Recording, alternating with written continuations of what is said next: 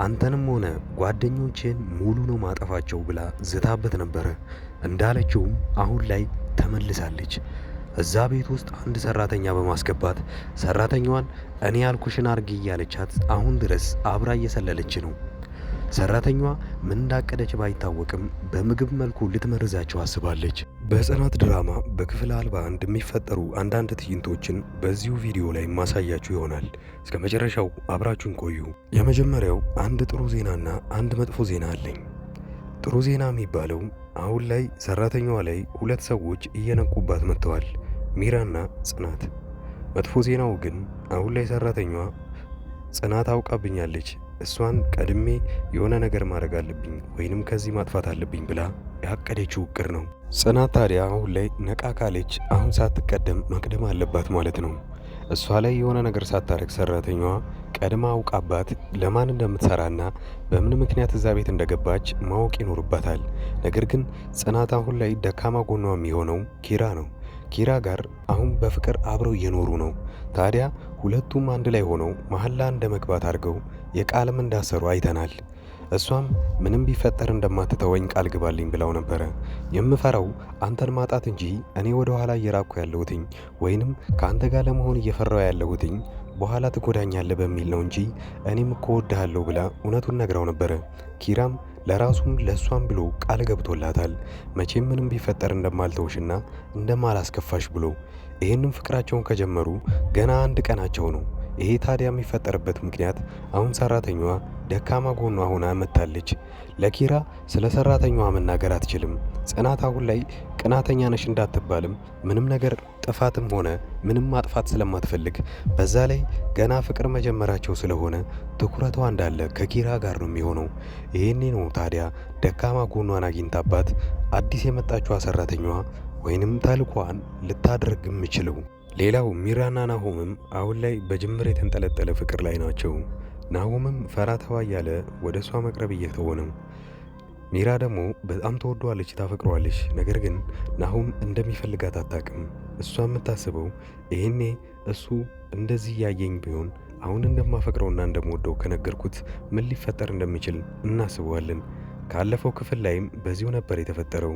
ይህንኑ ስታነሳበት እሱ እንደማይፈልጋትና ብዙ ነገሮች ማስተካከል እንዳለበት የራሱ ችግርም እንዳለበት ነግሯት በዛው ነበር የተለያዩት። ሲለያዩ ታዲያ ሚራ በጣም ተጎድታ ነበረ። ለዛም ነበረ ከነሱ ርቃ ከነኪራና ከነጽናት ርቃ ወደ ቤተሰቦቿ የሄደችው። አሁን ላይ ወደዛ ቤት ተመልሳ መጣለች። ከናሆም ጋር ያላት ፍቅር እንደገና እያገረሸባት ነው። በምን መልኩ እንደምትቋቋመው የሚታወቅ ነገር የለም። ሌላኛው የጽናት ጓደኛ አዲሷ እዛ ቤት የምታስቀምጣት ልጅ ይህም የመጀመሪያ ጠርጣሪዋ ነች። ሰራተኛዋ ውጪ ካለ ሰው ጋር ተሸፋፍኖ ማታ ላይ እያወራች እንደነበረ ደርሳባት ለጽናት ነግራት ነበረ። ጽናትም ወዲያው ገብቷት ነበረ ነገሩ። ወደ ነኪራ ቤት እየሮጠች ተመልሳ የገባችው። እዛ ስትገባ ግን ያዘናጋት ነገር ይሄው የፍቅራቸው ጉዳይ ነበረ። በዛ ሰዓት ስለ ፍቅራቸው እያወሩና የመጣችበትን ዓላማ ረስታ መልሳ በደስታ ወደዛ ቤት ተመልሳ ነበረ። እንደውም ለጓደኛ ሰርፕራይዝ ነግርሻለሁ ብለም ይህንኑ ነበር ልትነግራት የነበረው። ጀማሪ ፍቅር አይደል ብላ እዛው ነበር የዋለችው። በክፍል 41 ምን ሊከሰት ይችላል? የመጀመሪያው ነገር የሚሆነው ሰራተኛዋ ጽናትን ለማጥፋት የመጀመሪያ ሙከራዋን የምታረግ ይሆናል። ያም ከምግብ ውጪ ሌላ ምንም ልታረግ አትችልም። ምግቦቹን እየመረዘች የመጀመሪያ ሙከራቸውን ያደረጉት ምናልባት ምግቡ በአነስተኛ መልኩ ህመም እንዲሰማቸው የሚያደርገውን ምግብ ሰጥቷቸው ሁሉም ሲታመሙ አይተናል። የሁለተኛ ሙከራቸው ምንም ያህል የከፋ ቢሆን አሁን ላይ የድሮ የኪራ ፍቅረኛ በጣም አረመኔ እንደሆነች አይተናል። ሰራተኛዋ ደግሞ የራሷ የሆነ እልህ አለባት ከጽናት ጋር። ጽናትን አንቺ ምስኪን ነሽ፣ በጣም ልዩ ስሜት ነው ያለሽ፣ ልዩ ልብ ነው ያለሽ ብላ ስታማልላት ነበረ። ያንንም ስትላት ከልቧ ነበር ያለቻት። ጽናት ግን በዛው መልኩ የእሷን አሽሙር ይዛ አሁን ላይ የቡችላውን ነገር እንደሸወደቻትና ያንንም እንደነቃችባት በትረባ መልኩ ነግራት ነበረ። ይህኔ ታዲያ ሰራተኛዋ ሙሉ ለሙሉ ነበረ ሰውነቷና ባህሪዋ የተቀየረው። ሰራተኛዋም ታዲያ እኔም የዋዛ አይደለሁም አይነት መልስ በትረባ መልኩ ነግራት ነበረ ለጽናት።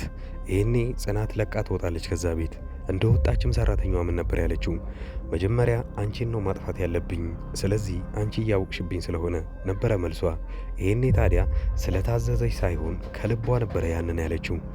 የድሮ የኪራ ፍቅረኛ ከሰራተኛዋ ጋር ለመጨረሻ ጊዜ ስትገናኝ ይህንን ነበር ያዘዘቻት። አሁን ላይ እዛ ቤት ውስጥ መፍጠን ይኖርብሻል፣ እኔ ካልኩሽ ውጪ ሌላ ነገር ማድረግ የለብሽም ነበር ያለቻት። ይህኔ ስትላት ታዲያ ነገሮች ቀድመው እንዳይታወቁባት በሚል ምክንያት አሁን ላይ መፍጠን እንዳለባቸው እየነገራቻት እያለ በመሃላቸው ችግር ይፈጠራል፣ ያለ መግባባት። ታዲያ ሲጀምር አሁን ሰራተኛዋ እኔን አክብሪኝ፣ ትእዛዝሽን ሁሉንም አከብርልሻለሁ፣ እኔን እየጠፈጠፍሽኝ ወይንም እየመታሽኝ አይደለም እንደዛ ምታስተናግኝኝ፣ ይሄ ነበረ መልሷ። ባይሆን እኮ ቀድምሻለሁ። ይሄኔ ታዲያ የድሮ የኪራ ፍቅረኛ በጣም እልህ ተጋብታ እንዴት እንደዚህ ታወሪኛለሽ? እኔ ያልኩሽን ብቻ ነው የምታረጊ፣ እዛ ቤት ውስጥ ያለውን ነገር ሳትጨርሺ መውጣት አትችይም ነበር ያለቻት። ይህን ስትላት ታዲያ ሰራተኛዋ በጣም በክፉኛ ተደናግጣና አዘን ውስጥ ገብታ ነበረ። ነገር ግን እንደዛም ሆኖ ርኅራኄ የሚታይባት ሴት አይደለችም። በጣም እንደሷ እኩልና አውሬም ነች። አሁን ላይ ከጽናት ጋር ያላት የግል ጥላቻ እንጂ ስለታዘዘች ጽናት ላይ የምታደርገው ነገር አይኖርም። የራሷ የሆነ የግል ጥላቻ ኖሮባታል ጽናት ላይ። ነገራቸው ፍቅራቸውም ያስቀናኛል ብላ ለኪራ የድሮ ፍቅረኛ ነግራት ነበረ። የንዴታቸውንም ያለመግባባታቸውንም ችግር የፈጠረው ያ ነበረ። አሁን በክፍል 41 የሚፈጠረው የመጀመሪያው የሚሆነው የሰራተኛዋና የጽናት ጉዳይ ነው። ምን ሊፈጠር ይችላል? የየራሳችሁን ኮሜንት አስተያየታችሁን አስቀምጡልኝ። በክፍል 41 ሙሉ ክፍሉን ወዲያው ስንለቀው ኮሚኒቲ ፖስት ላይ ስለምንለቀው አዳዲሶች ይህንን ቻናል ሰብስክራይብ በማድረግ ኮሚኒቲ ፖስት ላይ መጠባበቅ ብቻ ነው። እስከዛው ድረስ ግን መልካም ጊዜ። ውድ የአዳዲስ ቲቪ ተከታታዮች እንኳን ደህና መጣችሁ። ወደዚህ ቻናል ከመጣችሁ እናንተ ተከታታይ ድራማ ይመቻችኋል ማለት ነው። ከተከታታይ ድራማ ውስጥ ኢትዮጵያ ውስጥ ሆኖ አሁን ላይ በጣም አሪፍ እይታ ያላቸውና አሪፍ ተቀባይነት ያላቸው ድራማዎች አራቱን ልንገራችሁ። የመጀመሪያው ጽናት ነው። ሁለተኛው ሐረግ፣ ዮአዳን እና ክህደት ናቸው። የእነዚህን ተከታታይ ድራማዎች ካልጀመራችኋቸው እኔ አጠር ያለች ማብራሪያ ስለ እነሱ ሰጥቻችሁ ደስ ያላችሁን ድራማ እናንተ ትጀምሩታላችሁ። የመጀመሪያው ጽናት ድራማ ብዙዎቻችሁ የምትወዱት ይሆናል። ምክንያቱም ምናልባት ከአረብ ሀገር ሆናችሁ የምታዩ ሰዎች ካላችሁ ይሄ ድራማ ለእናንተ ነው። ጽናት ከሀገር ቤት ወደ ከተማ ትመጣና ወደ ውጪ እስክትሄድ ድረስ አንድ ቤት ውስጥ ተቀጥራ እየሰራች ነው። ታዲያ የቀጠሮ ቀኗን ወይንም የበረራ ቀኗን እየጠበቀችና ብዙ ክፍያ ካደረገች በኋላ ያን ስትጠባበቅ እዛ ሰራተኝነት የተቀጠረችበት ቤት ውስጥ እየሰራች እያለ አንድ ትልቅ ነገር ይፈጠራል። ከአሰሪው ልጅ ጋር ግንኙነት ትጀምርና ብዙም ሳይቆይ ነገሮቹ ይበላሻሉ። በዚሁ ላይ የሚያጠነጥን ፊልም ነው። ሁለተኛው ሐረግ ድራማ ላይ ሁለት በትንንሽነታቸው የሚታወቁ በአባት አንድ የሆኑ ወንድማማቾች ነገር ግን ካደጉ በኋላ በጣም ትልቅ ጠላት ሆነው እዛ ላይ የምናየውን ነገር አብረን እናያለን።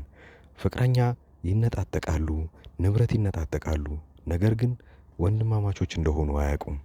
ሐረግ ድራማ እዚህ ነገር ላይ ነው የሚያጠነጥነው። ዮአዳን አንዲት ምስኪን ሴት በባህል ሀብቶችና በትልልቅ ሰዎች የእሷ የሆነን ነገር ለመንጠቅ ሲሞክሩና እሷ ግን ብልጠትነቷን ከነሱ በላይ የምታሳየቸው ፊልምና ብዙ ታሪኮች ያሉበት አሪፍ ድራማ ነው። ሌላኛው ክህደት ነው።